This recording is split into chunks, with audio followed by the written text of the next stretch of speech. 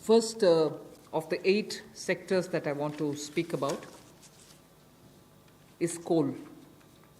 There are 4 slides all speaking about the various steps, but I will run through about all the 4, even though the sequencing may be a bit different. We are bringing in commercial mining in coal sector. You know, coal, as all of you all know, coal is a government monopoly. That government monopoly is what is now being removed. Commercial mining of coal on a revenue sharing basis would help more coal availability and also more coal availability at market prices.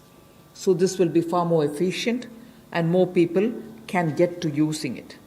Liberalized entries will be allowed for people to participate for a range of coal blocks, and for those who produce well before the deadline, incentives also will be given. But let's first understand, if India, which is the 3rd richest or which has the 3rd largest and 3rd large valued coal availability in its mines, in untapped mines, meaning it has the 3rd valuable deposit of coal, and we still import coal, and we still sometimes feel that the energy sector is suffering because raw material is not available. So regulations are required, and this line you would recall I have said day before yesterday, I have also said yesterday, regulations are required when there is a shortage. But this country has got abundant coal, and we've been regulating it, suffocating it from producing ample quantity of coal which will be required by the industry. Economy can be benefiting from this kind of opening up. Of course, we are conscious that coal is not so environment friendly. So, in order to have coal converted into gas, we are providing incentive so that coal is also used, but the environment commitments of India are honored, and we benefit from gasification of coal.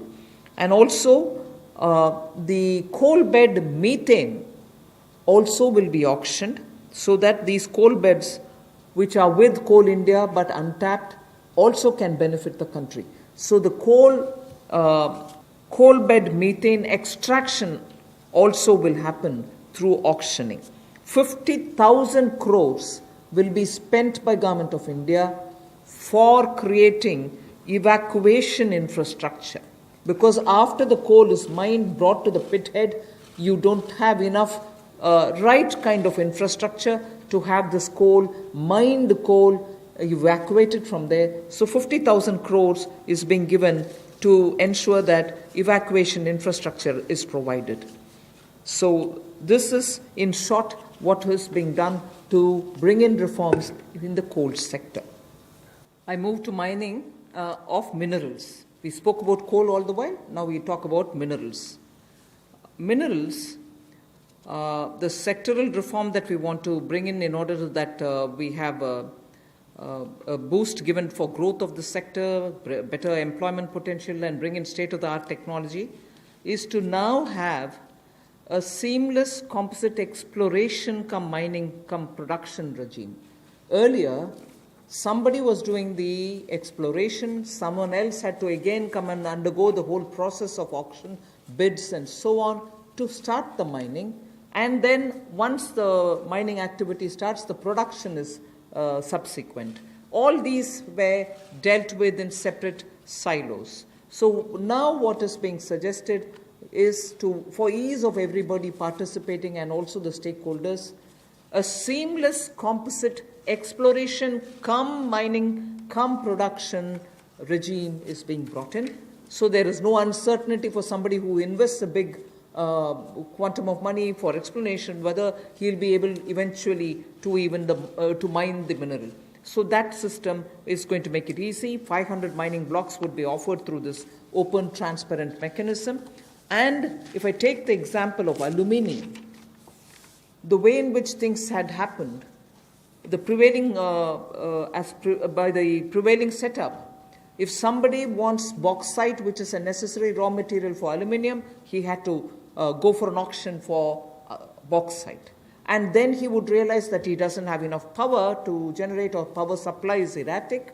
Then he would turn around saying, can I have some coal from somewhere? If he doesn't get it, or if he doesn't have enough power supply, he ends up sitting with the raw material but not being able to produce aluminium. So many such people had left this country and gone and invested elsewhere because of these mismatched policy. So what we are now taking the example of aluminium telling you is joint auction of the necessary two, like bauxite and coal, will happen so that it can enhance aluminium industry's competitiveness and will help aluminium industry now to reduce electricity costs, because they would be given the coal, they can gasify it and then use it, or use it in the other way. So that is one major step that we want to take in order that the mineral sector is better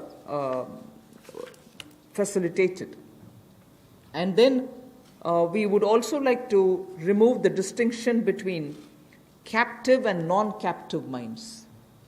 So that will also help in transferring of mining leases and sale of surplus and sale of unused minerals. So I've had a mine given to me, I've taken some mineral out of it, but later I've lost interest, I don't have the capacity anymore. The left unused mineral lies there, nobody else benefits out of it. So now we are permitting them to transfer the mining lease so that whoever is interested in using the rest of it, which has been kept there, meaning which is lying there unmined, they can also use it, so the country can benefit from it.